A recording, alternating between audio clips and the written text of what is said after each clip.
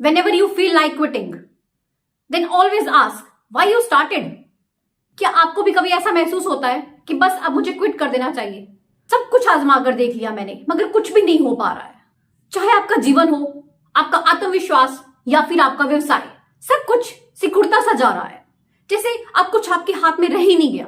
आपका मन बस हार मानने को तैयार बैठा है। ऐसा सोचने में कोई गलती नहीं है, आप कोई गुनाह नहीं कर रहे हैं। इस दुनिया में हर इंसान की जिंदगी में उतार चढ़ाव आते रहते हैं। हमें करना क्या है? बस डटे रहना है, एक चट्टान की तरह से। कितने ही तूफान आते हैं मगर चट्टान अड़ी खड़ी रहती है ना, वो तो नहीं अपनी जगह से हिलती। हमें ठीक उस चट्टान के जैसा बनना है। जितनी भी मुश्किलें आ जाए, कुछ भी हो जाए, हमें डटे रहना है।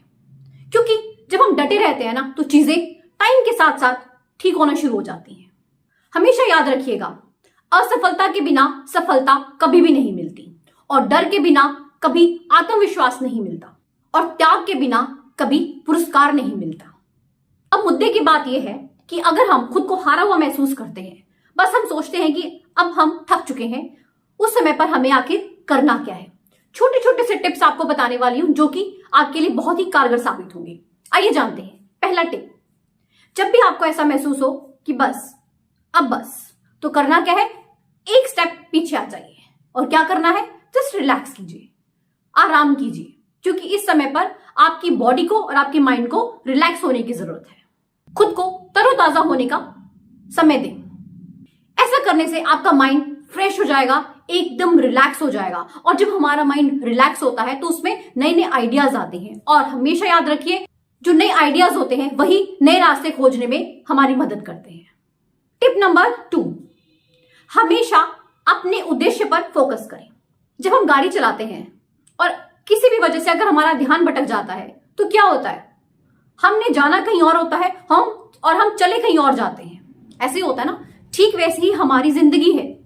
अगर हम अपने मकसद से, अपने उद्देश्य से भटक जाते हैं तो बस फिर हम हार मान बैठते हैं और निराशा की गहरी खाई में गिर जाते हैं। हमें करना क्या है? हमेशा हमें अपने उद्देश्य की तरफ ध्यान रखना है। टिप नंबर 3, जब भी हम ऐसे निराश होते हैं ना तो हम क्या करते हैं? खुद को एक कमरे बंद कर लेते हैं, बिल्कुल जैसे हमारी दुनिया सीमित हो गई है। बस याद रखिएगा, ऐसा करने से हम हमेशा डर और संदेह के घेरे में गिर जाते हैं। ऐसा बिल्कुल भी नहीं करना है। हमें खुद को इस अंधेरे से बाहर निकालना है। करना क्या है? निरंतर काम करते रहना है। बस जब हम काम करते रहते हैं ना तो हमारा ध्यान इधर उधर जाता ही नहीं है, और इससे हमारे अंदर साहस और आत्मविश्वास बढ़ता है। टिप नंबर 4, दूसरों की हेल्प लें।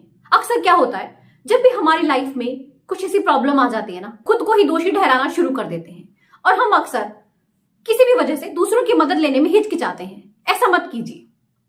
आपको करना क्या है? जब भी आपको लगे कि हाँ, मैं इस समस्या का समाधान ढूंढने में अकेला सक्षम नहीं हूं, तो आपको करना क्या है? अपने किसी भी दोस्त, रिश्तेदार, किसी भी सहयोगी, आप किसी भी इंसान की हेल्प ले सकते हो। आपको किसी की हेल्प मांगने में शर्माना नहीं है। इससे आपकी समस्या का हल ढूंढने में आपको बहुत हेल्प मिलेगी। ये थे कुछ छोटे छोटे से टिप्स, इन्हें आजमाइए और कभी भी लाइफ में आपने क्विट नहीं करना। हमेशा डटे रहना है, अडिग रहना है और अपने मकसद को पाकर रहना है। धन्यवाद।